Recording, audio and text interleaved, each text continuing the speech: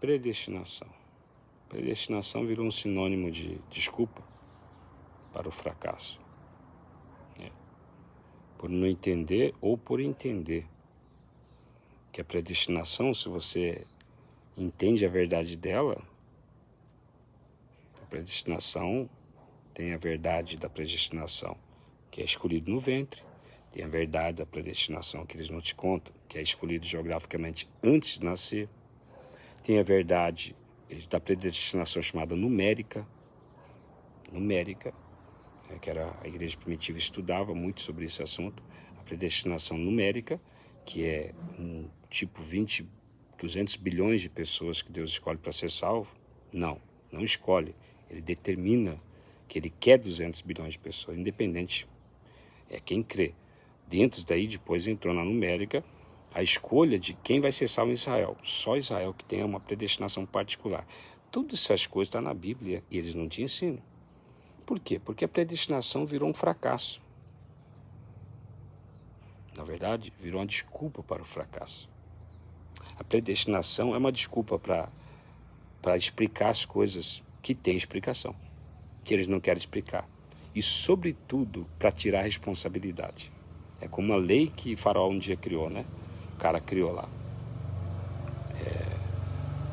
O cara vai lá e fala assim, não pode adulterar, não pode pegar a mulher do próximo. Mas, se você quiser mesmo, você vai ter que matar o marido. Aí pode. Mais ou menos assim a ideia, entendeu? Então, só estou dando uma figura de linguagem aqui para você entender. Né? Um paralelo aí para você compreender. Assim que pense nisso. Assim que as pessoas criam leis, né? Mais ou menos assim. O cara cometeu o crime, foi filmado lá, que ele cometeu o crime, o cara filmou ele, um parente, queriam descobrir se o cara era criminoso. Isso aconteceu nos Estados Unidos. Aí um parente foi lá e filmou ele, porque não sabia onde estava o corpo. Mas sabia que era ele. Mas ele estava em processo de julgamento ainda. Ele saiu naquele dia que ele não estava preso, estava em processo de julgamento. O julgamento era vários dias. Aí ele foi lá onde estava a pessoa morta. O cara filmou e descobriu. Ele mostrou. Mas ele não mostrou. Ele foi filmado, mas sem autorização. Criaram, então, uma lei. Os esquerdistas, como sempre, criaram uma lei, né? Para o quê? Do capeta. Porque não foi validado, não pode levar em conta, e o cara foi justificado, o cara não foi condenado, mas sabia que ele matou. Mas o vídeo não podia entrar dentro das evidências. Que isso, gente? Que hipocrisia é essa? Você viu? Deturparam tudo, até o sistema de lei. Tá entendendo? Até o sistema de lei foi deturpado. Se o cara filmou, acabou, não tem, ele é uma testemunha do que viu o cara. Agora ele filma, não precisa nem filmar, só de ver já é como testemunha, a Bíblia fala. Mas não. Tá entendendo? Então, assim, mais ou menos assim é o papo da predestinação. Ela tira a responsabilidade da pessoa total. Coloca tudo nas costas de Deus. Tudo que acontece, bom ou de mal, tudo é vontade de Deus. Eu não oro, só oro se Deus me tocar. É uma outra desculpa. Não preciso orar, não preciso buscar para entender. Paulo manda orar, o cara orar, imperativo o tempo todo, jejuar, manda mortificar a carne. Por outro lado, está lá Jesus falando, quando jejuardes, quando orares, esperando que você fosse orar. E aí vem todo esse pensamento, essas ideias de predestinação, tirando toda essa responsabilidade da igreja. Está entendendo? Tem alguns que até misturam, fazem uma confusão. Ah, tem que orar, mas Deus salva quem quer? Sim. Mas tem que orar, Deus abençoa quando quer? Sim. Está entendendo? E entre outras coisas. E assim vai por diante, mistura tudo, faz um mingau, né? Então, um mingau errado ainda, né? Com veneno, né? Com arsênico dentro. Então, o que acontece? Tira toda a responsabilidade. Eu oro, eu sou salvo, por isso eu oro, eu jejuo porque eu sou salvo. Está entendendo? Eu busco a presença de Deus porque eu sou salvo. Né? Cristo vendo em você é o conhecimento dele, você praticando. Como é que você vai praticar uma bondade, um amor para o próximo, se você não tem a energia que ele ensinou que você tem que ter? Uma energia que ele cria, ele gera em você pela comunhão com ele.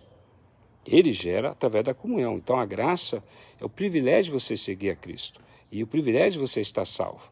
Só que aí tem a tua obrigação moral, que ele te capacita a fazer.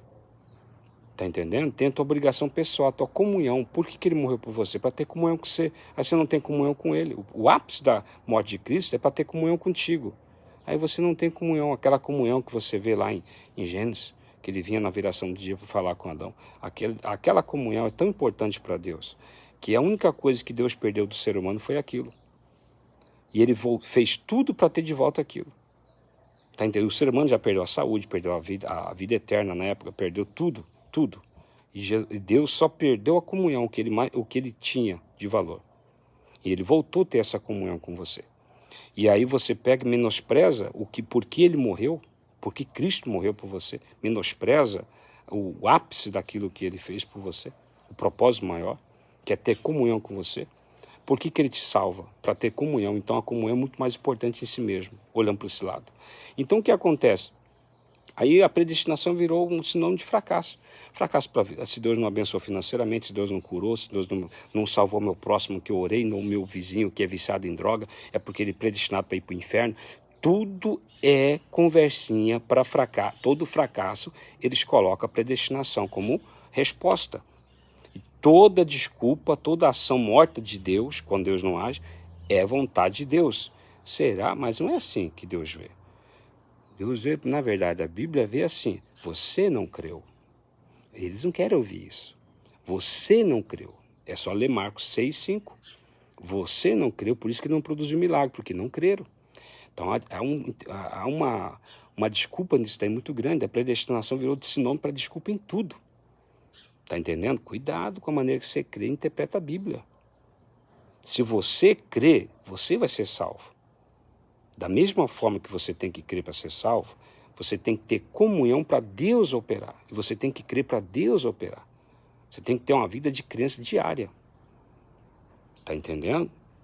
Leia um pouco hoje 1 Coríntios 11 sobre a Santa Ceia, 24 em diante.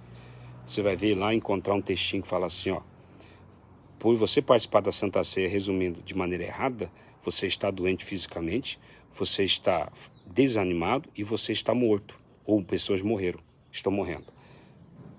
Não é tudo aquilo que se fala de predestinação morre lá. Em Romanos 12 também, 2. Dessa forma, a predestinação também morre lá. Começa a morrer ali, na verdade. Porque lá é uma reação de Deus sobre a ação do homem. Se o homem mudar o seu pensamento, se ele mudar o seu comportamento diante de Deus, Deus reage à altura. Se ele vai ser desobediente, vai ficar doente, vai ficar fraco, vai morrer, em Coríntios 11. A vontade de Deus, que Deus quer operar somente, Romanos 12, se ele mudar o pensamento dele. Ah, meu Deus, que efetuou em vós tanto querer como realizar. O versículo anterior fala o quê? Se você desenvolver a tua salvação. Então, cuidado, meu amigo, com a interpretação que você quer de predestinação. Não abraça a predestinação como uma desculpa para os seus fracassos. Amém? Por outro lado, tem o crente psicopata, que gosta de ver um Deus que mata, um Deus que levanta Adolf Hitler da vida, que levanta homens poderosos do pecado para destruir o mundo. Tudo é vontade de Deus, levanta-se do tsunami da vida para destruir o mundo. Tudo é Deus. Cara, esse Deus, na verdade, se torna até um monstro olhando dessa forma, né? Tudo é Deus. Tudo é Deus. Se torna até um monstro, né? Olhando desse lado. Crianças, tudo mais, ele sendo violentada, sendo executada, animais sendo judiados pelo homem. Tudo é Deus. Os psicopatas cristãos, eles gostam, até quando você conversa com um crente assim, quando ele cita, você pergunta isso para ele, os olhos chegam a brilhar. É Deus. Parece que ele está cheio do poder. Está cheio do poder do diabo. Está entendendo? Cheio das trevas. Por quê? Porque além de justificar, ele tem prazer em Deus matar a pessoa, fazer toda essa judiação. Ele acha que ele pertence ao corpo de Cristo, ele pertence ao corpo do capeta, se ele tem esse pensamento. Mas essa é a verdade. Quando você está sozinho, quando ninguém está te vendo, o que você pensa e faz, ou o que você crê, essa pessoa você é. E muitos vão estar agora pensando, e quando estão sozinhos, nem crê na existência de Deus, nem crê no sistema da Bíblia, nem acredita, usa, ou outros estão confusos agora nesse momento, vão ficar confusos naquele momento sozinho, porque não sabem realmente no que crê e como crê. Então tudo não tem o Espírito da graça, não tem comunhão com Deus, porque quem tem comunhão com Deus tem paz, é guiado por Deus. Amém? Não tem como, é impossível. Então, eu falo para vocês, eu estou alertando vocês. Cuidado para não abraçar o caminho da predestinação pelas fraquezas que você tem, pela irresponsabilidade que você tem, pela psicopatia que você tem, pelos pecados que você tem. Não abraça essa ideia da predestinação. Amém? A Bíblia manda orar, a Bíblia manda você buscar a presença de Deus. A Bíblia não fala que você não precisa... A Bíblia deixa bem claro, se tem trevas, é o diabo, Deus não pode atuar. Tem coisas que realmente não é trevas, é correção de Deus, mas por causa da desobediência. Aí é outro caminho, mas a maioria que acontece, como na época as pessoas pregavam, tudo que acontece é vontade de Deus. Jesus falou, o diabo veio para matar, roubar e destruir. Ou o ladrão. Aí hoje, os caras da predestinação falam, não, lá o diabo é os pastores da Igreja Universal do Reino de Deus, da Igreja da Graça, da Igreja do Poder de Deus. Cara, a Bíblia, Romanos 10, 1 ao 9, é bem claro. Como que o diabo entrou na terra, uma linguagem figurada. Chama ele de ladrão. Tá no singular até. Para com isso, mano. Ah, porque o contexto está escrevendo um monte de fariseu, chega lá e ele muda. Mas a própria Bíblia toda foi escrita assim. Você está viajando? O texto, a narração do texto não é cronológica, é psicológica. Às vezes você quer que seja cronológico porque você quer ser, você quer traduzir. O texto, por exemplo, quando é normativo, quando é descritível, você quer traduzi-lo como normativo. Cada predestinação vive traduzindo, por exemplo, os livros da Bíblia, existe descritivo, que descreve uma situação como normativo direto. Por quê? Porque eles criam doutrinas, não sei de onde, do quinto dos infernos, e vem com esses pensamentos. Então, cuidado, gente, para você não tirar Cristo e colocar no lugar de Cristo a predestinação. Tá bom? É Cristo, é o conhecimento dele, é a vida dele. E a Bíblia só tem poder para interpretação o Espírito Santo. Nenhum homem tem poder de interpretar a Bíblia como deve. Só o Espírito Santo pode interpretar.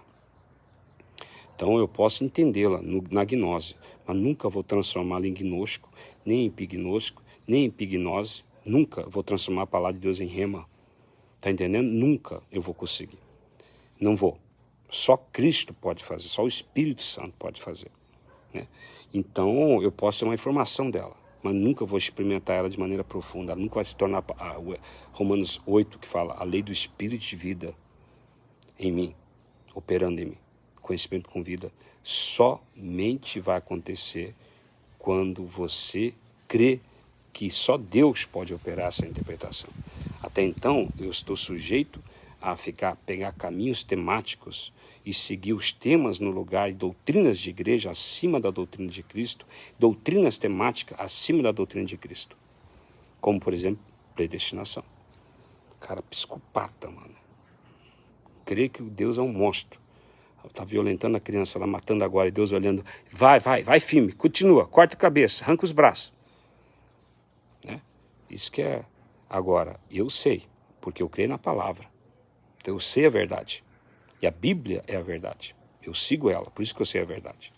Então, Deus não pode operar onde há trevas, a não ser que o homem vá lá. A não ser que a igreja vá lá. Deus só pode salvar se houver pregação da salvação. Está entendendo? Tessalonicenses diz que as pessoas vão padecer. Quem nunca conheceu Deus não vai conseguir entrar no céu. E tem uma explicação por que você não consegue entrar no céu. Isso é Bíblia, tudo. Porque o não nascido de novo não pode entrar no reino de Deus. Então o que acontece? Tem explicação, não é o Deus sendo monstro. É Deus não consegue operar. Deus não consegue salvar se a pessoa não pregar. Deus não consegue evitar o mal, influenciar o mal, segurar o mal, se a pessoa não levar a presença de Deus através da oração.